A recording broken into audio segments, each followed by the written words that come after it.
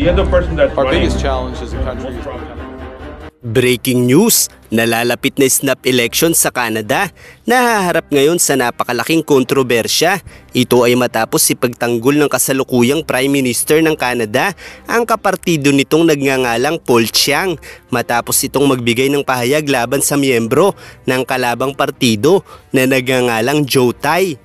At ang mas nakakagulat pa rito ay nagmula sa isang local Chinese language media news ang kontrobersyang ito kung saan dito ipinahayag ni Paul Chiang na sa lahat umano ng naroroon ay maaari nilang kunin ang $1 milyong na pabuya kung dadalhin nila si Joe Tai sa konsulado ng Chino ng Toronto. Isang pahayag na nagmulat sa mata ng karamihan na tila nga si Paul Chiang na nagmula sa mga Chinese na magulang ay nais makipagtulungan sa China upang ang kanilang impluensya ang manaig sa Canada. Samantala si Joe Tai naman na nagmula sa Hong Kong, bagamat may lahing Chinese ay maituturing namang kalaban ng China dahil ang Hong Kong noon ay kilala sa mahigpit na pagtutol ng pamamalakad ng mga komunista at si Joe Tai ay itinuturing ng China bilang isa sa mga aktivistang nagdudulot sa malawakang protesta sa Hong Kong dahil sa mga programa nito na nagsusulong sa demokrasya at tumutuligsa sa mga komunista, kung kaya't naglabas ang Hong Kong Police ng bounty o kabayaran para maaresto si Tai na nagkakahalaga ng $1 million Hong Kong dahil ang China ay mayroong kontrol ngayon sa Hong Kong bilang Special Administrative Region ng China. Gayunpaman dahil isa ng Canadian citizen si Tai ay wala ng jurisdiksyon ng Hong Kong o China para dakpin si Tai mula sa Canada. At ang tila pang-uudyok ni Paul Chiang na dakpin si Tai mula sa Canada ay tila nga naglalarawan na si Paul Chiang ay mas pinahahalagahan ng China kumpara sa mga citizen ng Canada. Kaya naman dahil sa kontrobersyang ito ay napilitang mag-resign si Paul Chiang bilang bahagi ng partido ng Canadian Prime Minister. Habang ang Prime Minister naman ng Canada ay ipinagtanggol si Chiang at sinabing humingi na ito ng paumanhin sa nasabi niya dahil bilang dating alagad umano ng batas ay maaaring naaayon lamang sa kanyang prinsipyo ang naging pahayag nito.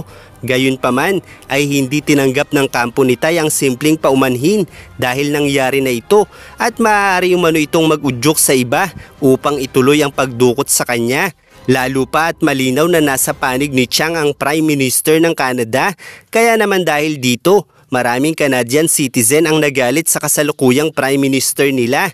Si Paul Chiang at Joe Tai ay pawang mga kandidato sa pagtakbo bilang mga miyembro ng House of Commons sa Canada na maihahalin tulad natin bilang House of Representatives sa Pilipinas. At bagamat parehong nagmula sa lahing Chinese, ay hindi ito naging hadlang sa kanila para maging miyembro ng politika sa Canada dahil ang pagiging citizen ng Canada ay nagpapahintulot sa kanila upang makisali sa politika at ito ang isa sa mga bagay na maaaring nagtutulak ngayon sa US President upang isali na lamang sa Unyon ng Estados Unidos ang Canada dahil malinaw kung gaano kalakas ang impluensya ng China sa bansang ito dahil bukod sa may sarili itong istasyon ng Chinese media television sa Canada na nakaiimpluensya sa napakaraming mamamayan ng bansang ito ay maaaring dumating ang panahon na isang Chinese na rin ang maging punong ministro ng bansang ito. Gaya halimbawa ni Mark Carney na naging punong ministro ng Canada dahil ang pinuno ng kanilang partido na si Justin Trudeau ay nag-resign na.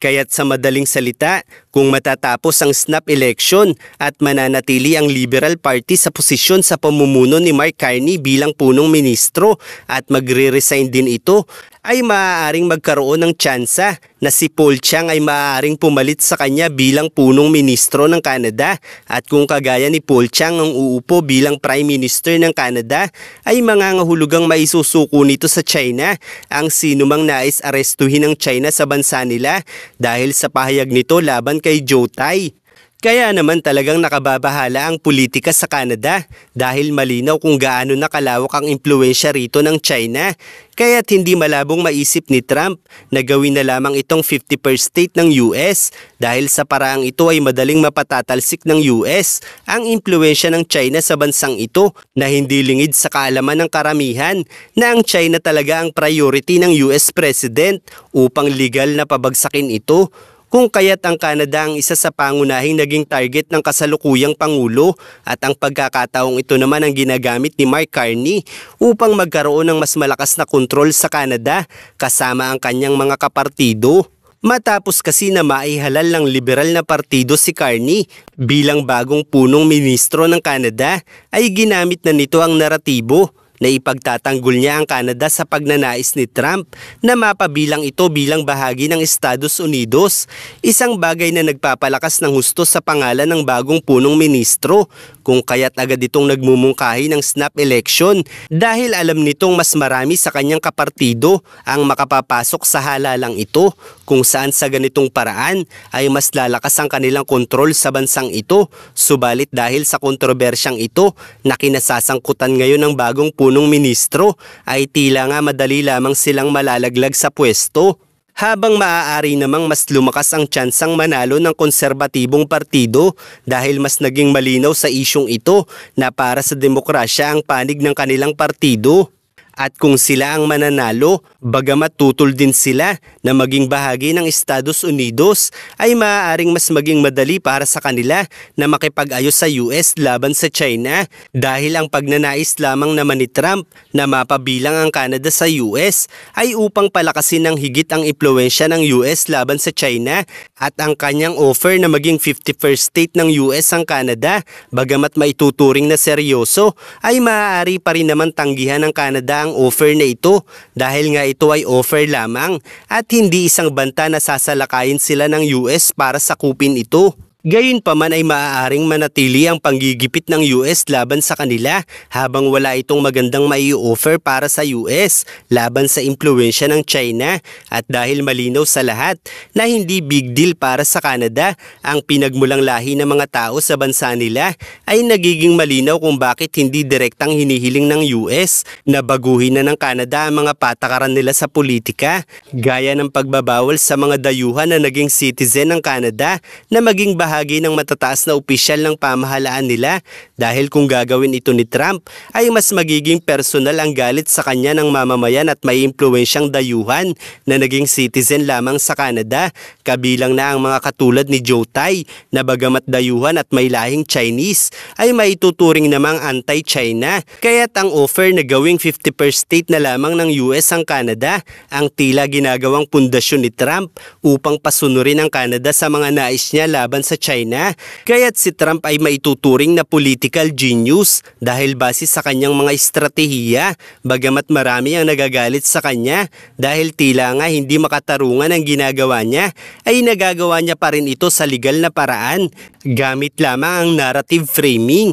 kung saan sa paraang ito ay nangingibabaw na legal at nasa tamang proseso ang lahat ng nagiging pulisiya nito, habang madali namang mauunawaan ng mga eksperto ang epekto nito para sa mga Chino. Kaya't bagamat malinaw sa mga nakauunawa sa politika na ang mga hakbang ni Trump ay may pangunahing layunin na pabagsakin ang China, ay hindi ito maaaring ituring na pangunahing layunin ng Pangulo na maaaring gamitin sa pagrereklamo ng mga Chino, dahil bagamat maituturing ang ito ay may katotohanan, ay mananatili lamang itong theoretical sa legal na proseso dahil mas mangingibabaw ang katotohanan na legal at may basihan ang tariff war o ang trade war na isinasagawa ng administrasyong ito.